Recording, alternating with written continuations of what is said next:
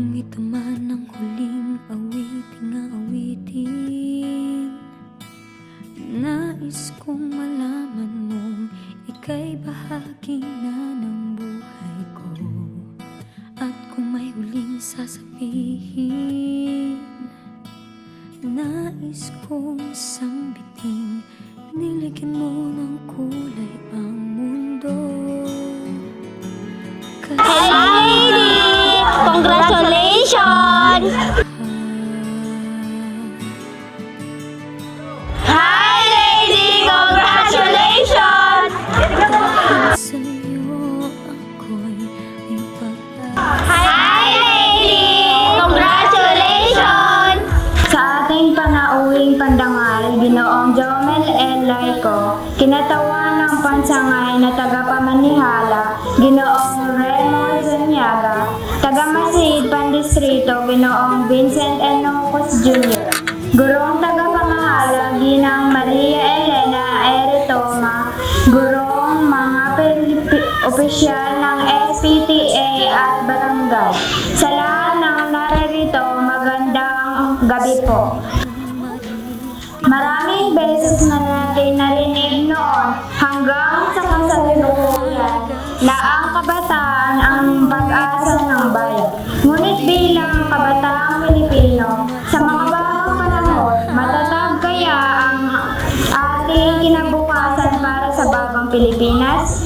Bilang isang kabataang Pilipino, ako tulad ninyo ay puno ng pangarap sa aking sarili, sa aking pamilya, sa ating bayang silangan.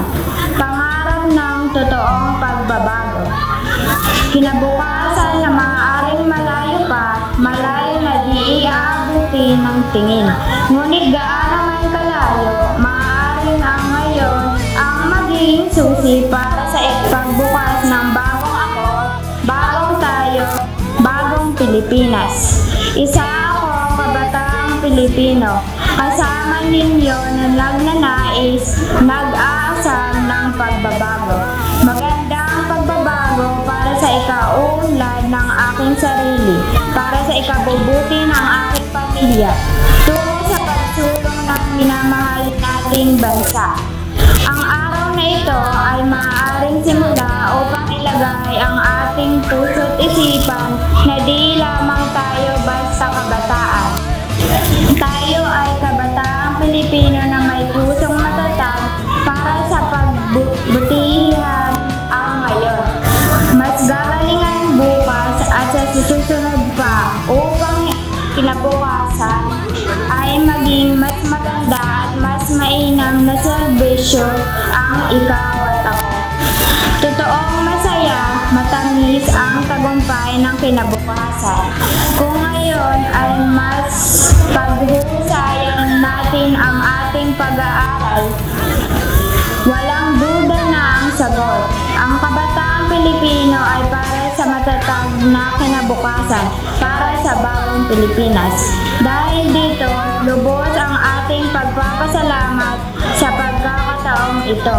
Unang hakbang ng tagumpay bilang kabataan.